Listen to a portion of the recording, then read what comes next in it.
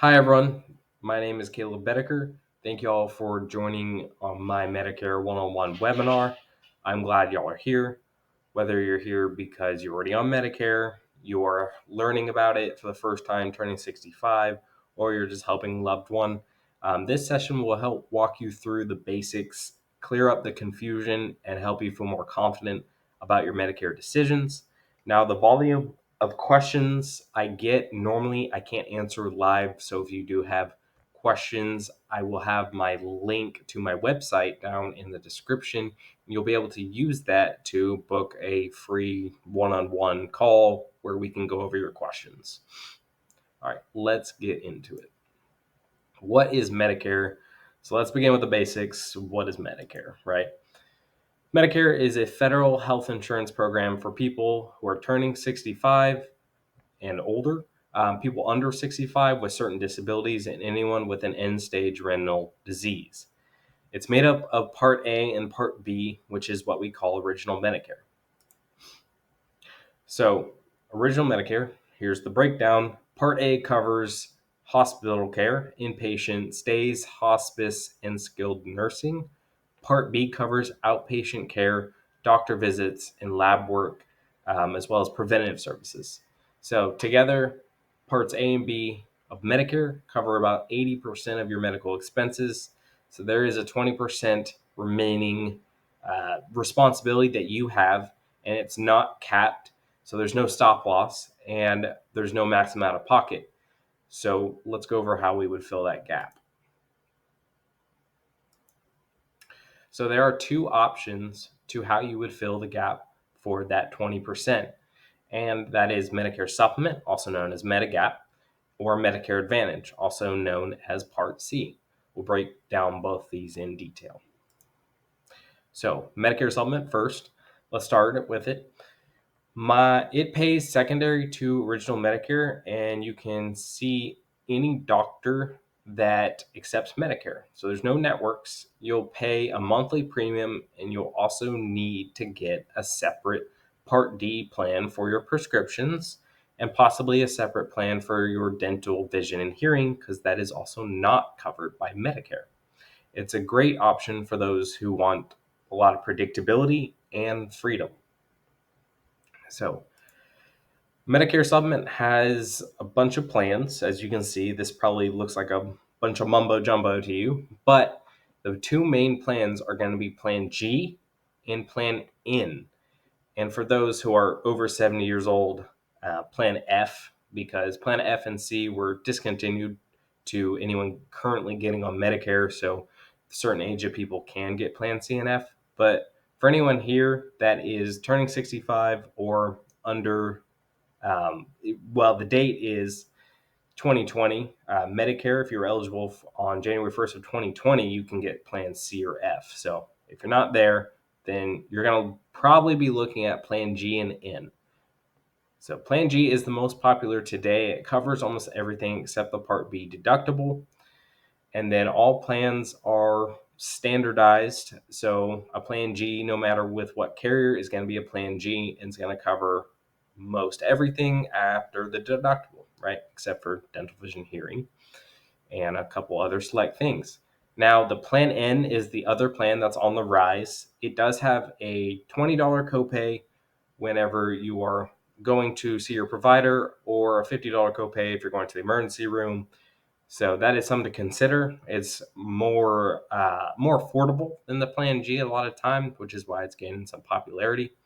So that is something to keep in mind. Don't let anyone sell you on just the Plan G. You want to make sure you learn all your options, because there are definitely people who will do that who love the Plan G, and it's not a bad plan, but you want to make sure you're aware of everything. All right, so Medicare Advantage. These plans are going to become your primary insurance. They are bundled plans, so they combine parts A, B, and D into one plan.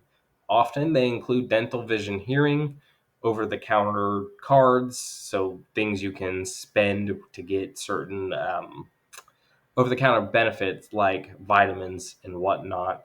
And they oftentimes will come with gym memberships and other benefits. They have little to no monthly premium, and you will have copays and potentially a large deductible, but there is a maximum out of pocket for protection, so you won't go over whatever that specified maximum out of pocket is. You'll need to stay in network, and you may need referrals to see specialists with a Medicare Advantage plan. So there's kind of some holes with that, as you may have noticed, copays and different holes.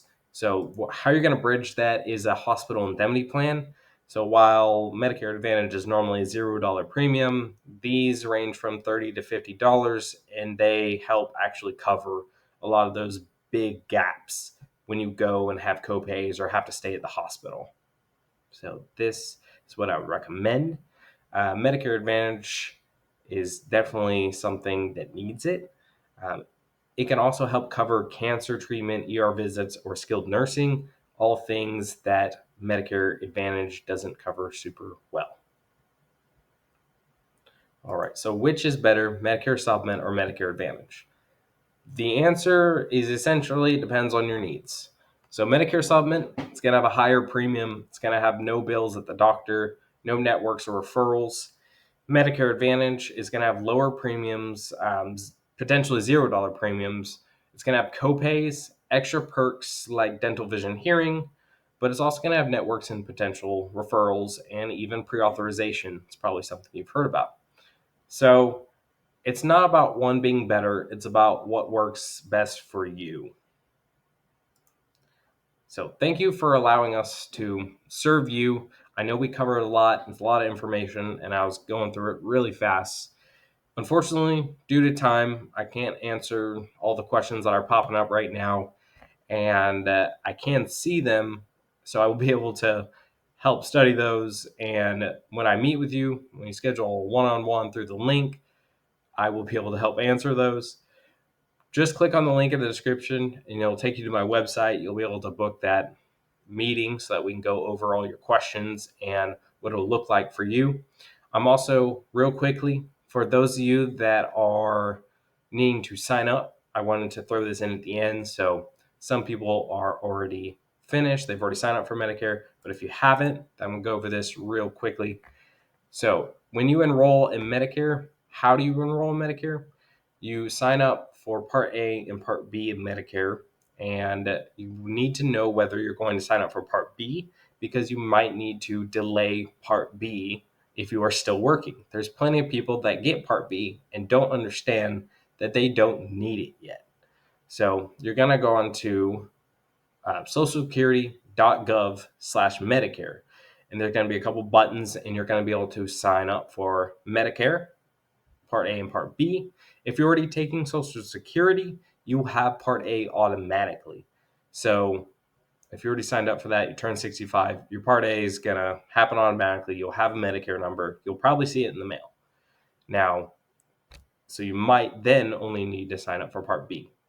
So after you do that, if it's your first time, you go to create an account on Medicare.gov and use the Medicare number you received when signing up on socialsecurity.gov to register on Medicare.gov. So why do you want to do this? To utilize Medicare.gov, you're going to use it to see plans, find providers and services, manage prescriptions, review claims and usage, update and manage information, as well as if you lose your Medicare card, you can use Medicare.gov to log in and order a new one. So you're not stuck without a card. So I really appreciate everyone being on here. And if you have any questions, please book a meeting on the link. I'd be happy to answer those questions. It's no obligation. Appreciate y'all's time, and y'all have a good one.